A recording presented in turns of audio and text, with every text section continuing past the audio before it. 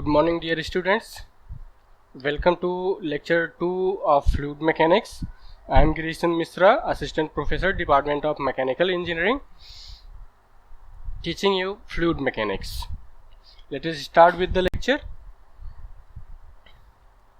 अभी last lecture में हमने क्या किया कि फ्लूइड मैकेनिक्स के टोटल सिलेबस के बारे में बात की, फ्लूइड मैकेनिक्स से रिलेटेड बुक्स के बारे में बात की, और वो बुक्स हमें कैसे मिलेंगी। ऑनलाइन कुछ बुक्स मैंने आपको प्रोवाइड कर दी हैं, साथ के साथ ये लेक्चर के वीडियोस भी आपको मिल रहे हैं, और साथ के साथ ये पीपीटी और इससे रिलेटेड जो भी रिसोर्सेज हैं वो आपको आपके गूगल क्लास के थ्रू मिलेंगे। तो पहले लेक्चर के में हमने देखा फ्लूइड क्या होता है, continuously deforming on application of shear stress. When shear stress is removed, then also fluid continues to be moving. Basically we have defined the fluid mechanics and we have learned the application of the fluid mechanics. तो हमने क्या क्या उसका use करते हैं fluid mechanics का, और fluid mechanics के एरियाज कौन कौन से हैं जहाँ पे उनका एप्लीकेशंस हैं, वो हमने क्या किया लास्ट लेक्चर में हमने स्टडी किया था। तो आज का लेक्चर उसी के आगे कंटिन्यूएशन में चलता है। तो सबसे पहले देखेंगे कि आज हम लोग इस लेक्चर में क्या करेंगे। यूनिट हमारा सेम चल रही है, introduction to fluid mechanics, and जो ऑब्जेक्टिव है इस लेक्चर का वो चीज़ें हम लोग क्या करेंगे, यहाँ पे उसकी लिस्ट बनाएंगे। एक तो आप देखेंगे difference between solid, liquid and gas. हमने देखा मैटर की 3 स्टेट्स होती हैं, सॉलिड, लिक्विड एंड गैस। तो ये तीनों स्टेट्स में हम लोग क्या करेंगे, अलग अलग डिफरेंस क्या होता है। इन्हीं तीनों मैटर की जो स्टेट्स होती हैं इनमें से दो जो है हमारा सॉलिड एंड लिक्विड, ये लिक्विड एंड गैस, जो हमारे पास लिक्विड एंड गैस है, इनमें से जो दो हमारे पास लिक्विड एंड गैस है वो क्या होता है, हमारा फ्लूइड में आता है, क्योंकि वो कंटिन्यूअसली डिफॉर्म होता है। लेकिन जब शियर स्ट्रेस हटाई जाती है तो जो हमारा सॉलिड होता है वापस प्रीवियस स्टेट में आ जाता है, इसलिए सॉलिड हमारा फ्लूइड नहीं होता है। इनमें से दो जो है, जो लिक्विड एंड गैस है, तो लिक्विड एंड गैस जो इसमें से होगी, लिक्विड एंड गैस हमारे पास ये क्या है, दोनों फ्लूइड हैं। तो इन तीनों स्टेट्स में हम लोग क्या करेंगे, डिफरेंशिएट करेंगे कि सॉलिड, लिक्विड एंड गैस में डिफरेंस क्या होता है। इसके बाद आगे आप देखोगे कॉन्सेप्ट ऑफ कंटिन्यूम देखेंगे। कंटिन्यूम कॉन्सेप्ट का मतलब होता है, जैसे एक गिलास पानी हमने लिया तो हमको क्या करता है, वो पूरा एक तरह से कंटिन्यूअस दिखता है, मतलब हर जगह पे जितनी दूर में पानी है, लिक्विड है, उतनी दूर में हमको कंटिन्यूअस पानी पानी दिखता है। लेकिन अगर उसको हम जूम करते जाएं तो उसके एटॉमिक लेवल पे जब आप जाओगे तो एक जगह पे एटम होगा, बीच बीच में कहीं आपको गैप दिखने लगेगा। तो ये जो कॉन्सेप्ट ऑफ कंटिन्यूम होता है ये आपको बताता है कि कब तक हम किसी फ्लूइड को कंटिन्यूअस एज्यूम कर सकते हैं और कब उसको हम कंटिन्यूअस एज्यूम करना बंद कर देंगे।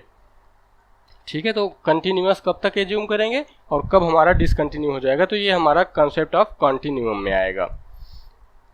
इसके बाद नेक्स्ट आप देखेंगे जो भी हमारे पास फ्लूइड होता है वो आइडियल कब होगा, जब उसमें विस्कोसिटी नहीं होगी, जब उसको कंप्रेस नहीं कर पाओगे तब वो क्या होगा, आइडियल होगा। तो आइडियल एंड रियल फ्लूइड्स जो है ये भी हम आज के लेक्चर में देखेंगे। तो चलिए आगे बढ़ते हैं। तो सबसे पहला टॉपिक जो हमारा कवर हम कर रहे हैं, सबसे पहला जो टॉपिक करेंगे वो हमारा है difference between solid, liquid and gas. तो यहाँ पे आप सबसे पहले जो हम टॉपिक करेंगे वो हमारा होगा सॉलिड, लिक्विड एंड गैस में डिफरेंस क्या है। तो एक हमारे पास सॉलिड है, यहाँ पे आप टेबल में देखोगे, दूसरा आपके पास लिक्विड है, और तीसरा आपके पास गैस है। यहाँ से हम क्या करेंगे, इन तीनों को कंपेयर करेंगे। तो जब भी आपके एग्जाम में आता है तो आप भी इस तरह से क्या करेंगे, एक टेबल बनाएंगे और डिफ्रेंशिएट करेंगे, और ये आप 12th क्लास से करते हुए आ रहे हैं। सॉलिड, लिक्विड एंड गैस में जो डिफरेंस है आप 12th क्लास से करते जा रहे हैं। तो यहाँ पे क्या है, एक बार उसका हम रिव्यू करते हैं। तो देखिए मैटर की 3 स्टेट्स होती हैं। तीनों मैटर जब भी हम बात करते हैं या सब्सटेंस हम जब भी बात करते हैं तो क्या होगा, उसको हम छू सकते हैं, उसका कुछ वॉल्यूम होगा और उसका कुछ मास होगा। इसका मतलब सॉलिड, लिक्विड, गैस तीनों में मास होगा। लेकिन जो वॉल्यूम है अगर आप देखोगे तो सबसे पहली प्रॉपर्टी हमारे पास क्या आती है, वॉल्यूम। वॉल्यूम जो है अगर सॉलिड है तो उसका वॉल्यूम टाइम के साथ कभी भी चेंज नहीं होता है। इसका मतलब क्या है कि जो सॉलिड होगा उसका वॉल्यूम क्या होगा, फिक्स होगा, टाइम के साथ उसमें कोई वेरिएशन नहीं आ सकता है, या प्रेशर के साथ उसमें कोई वेरिएशन नहीं आ सकता है। उसको वाटर में डाल दीजिए दूसरा प्रेशर, एयर में डाल दीजिए दूसरा प्रेशर, लेकिन प्रेशर के साथ उसके वॉल्यूम में कोई चेंज नहीं आएगा। इसी के साथ साथ अगर मैं लिक्विड की बात करूं तो लिक्विड में भी क्या होता है, अगर आप प्रेशर चेंज करो तो आपके वॉल्यूम में कोई चेंज नहीं आता है। इसका मतलब क्या है कि लिक्विड के वॉल्यूम में भी चेंज नहीं होगा, वो भी इनकम्प्रेसिबल होगा। इसी तरह से आगे चलें, जब गैस की बात हम करते हैं तो अगर उसको छोटे कंटेनर में रखो तो दूसरा वॉल्यूम होता है, अगर उसको बड़े कंटेनर में रख दो तो पूरा फिल कर लेता है, तो उसके मॉलिक्यूल्स क्या होते हैं, फ्री मॉलिक्यूलर मोशन में होते हैं। तो जितना बड़ा कंटेनर आप रख देंगे वो पूरा फिल कर जाएगा। इसका मतलब जो गैस होती है उसका वॉल्यूम फिक्स नहीं होता है। इसका मतलब सॉलिड, लिक्विड, गैस में अगर हम इन तीन की बात करें तो इन तीनों में सॉलिड का वॉल्यूम सेम रहता है, लिक्विड का वॉल्यूम सेम रहता है, टाइम टू टाइम चेंज नहीं करता है, लेकिन जो गैसेस का वॉल्यूम है वो कंटेनर के वॉल्यूम के ऊपर डिपेंड करता है। चाहे जितना बड़ा कंटेनर आप रख देंगे वो क्या होगा, उसमें ऑक्यूपाई कर लेगा। नेक्स्ट आपका आता है शेप ऑफ द सब्सटेंस। उस सब्सटेंस का शेप कैसे कैसे हो सकता है। तो अगर सॉलिड की बात करें तो सॉलिड को आप जिस शेप में कट कर दोगे या जिस शेप में उसको फ्रेम कर दोगे वो क्या होगा, उसका शेप वही रहेगा, वो प्रेशर के साथ या कंटेनर के साथ चेंज नहीं होगा। उसको पानी में डाल दीजिए, उसको हवा में रख दीजिए, सेम शेप उसका रहेगा। लेकिन लिक्विड के केस में अगर आते हैं तो लिक्विड के केस में क्या होगा, जिस कंटेनर में रखोगे, आपके अगर ग्लास में रखेंगे तो ग्लास के शेप का हो जाएगा, अगर आप उसको बकेट में रखेंगे तो बकेट के शेप में आ जाएगा, इंजेक्शन सिरिंज में फिल कर देंगे तो उसके शेप में आ जाएगा।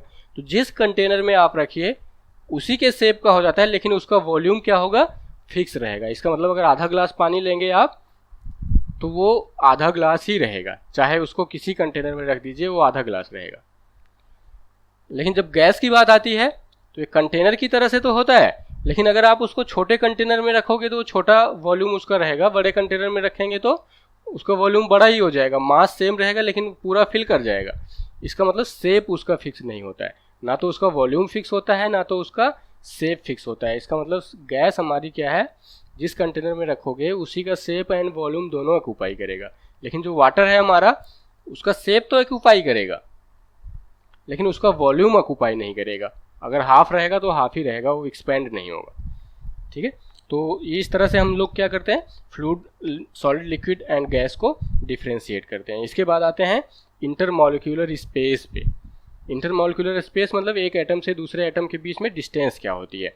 तो सबसे कम किस में होगी, इंटरमॉलिक्यूलर स्पेस की जब हम बात करते हैं तो सबसे कम किस में होगी, सॉलिड में होगी, उनके बीच में कम से कम स्पेस होता है। लिक्विड में उससे ज़्यादा स्पेस होगा, वो एक दूसरे के रिलेटिव मोशन कर सकते हैं लेकिन सरफेस को छोड़ के जा नहीं सकते। इसका मतलब क्या है कि वो एक दूसरे से अट्रैक्टेड रहते हैं। सॉलिड में तो इतना अच्छा बॉन्ड होता है, इतना तेज बॉन्ड होता है कि वो एक दूसरे को कांटेक्ट में रहते हैं, एकदम लिमिट में रहते हैं, उसमें केवल वाइब्रेशन, जो एटम्स होती हैं वो केवल वाइब्रेट कर सकते हैं। तो इंटरमॉलिक्यूलर स्पेस लिक्विड में आपका ज़्यादा होगा और गैस में क्या होता है, सबसे ज़्यादा होता है। इसका मतलब जैसे आप सॉलिड से गैस की तरफ मूव करेंगे, इस तरह से सॉलिड से गैस की तरफ मूव करते समय क्या होगा, आपका इंटरमॉलिक्यूलर स्पेस बढ़ता जाएगा। नेक्स्ट आता है इंटरमॉलिक्यूलर अट्रैक्शन। तो जाहिर सी बात है जिसमें दूर एटम होंगे उनमें कम अट्रैक्शन होगा।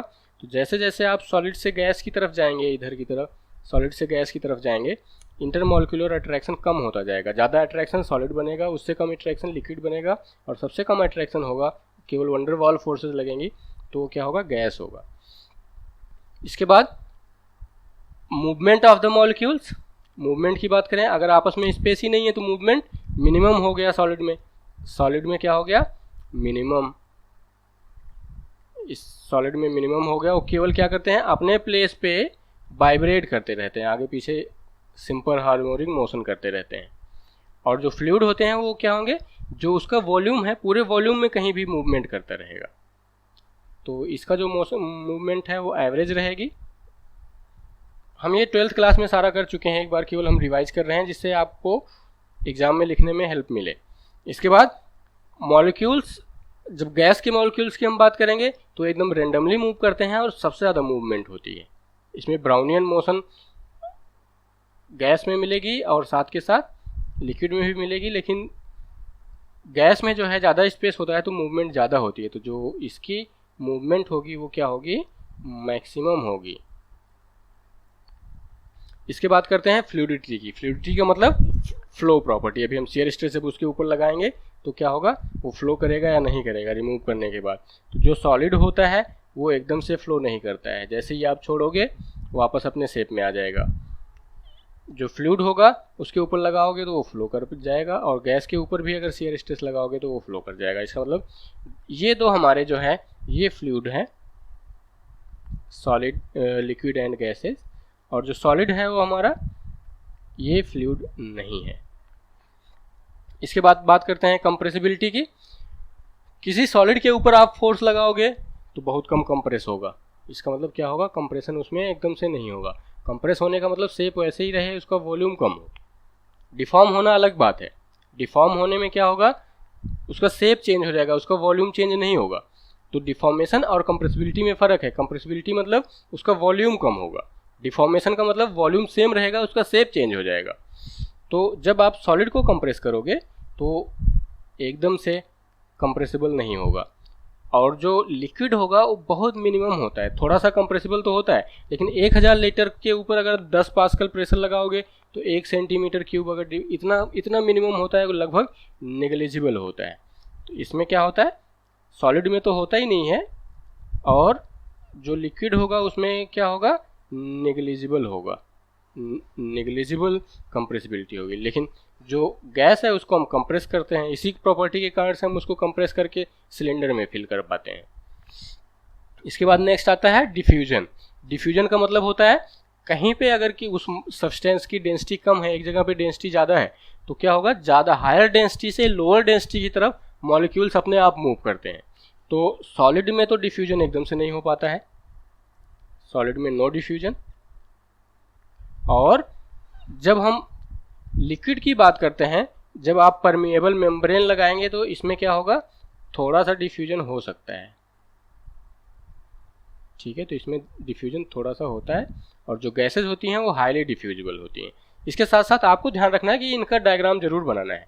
सॉलिड इस तरह से कंटिन्यूअस, लिक्विड थोड़ी सी डिस्टेंस पे, और तो ये डायग्राम बनाने से क्या होता है, आपको हेल्प मिल जाती है। तो आप जब भी एग्जाम में लिखेंगे तो आपको कोशिश ये करना है कि ये डायग्राम आप जरूर बनाओ।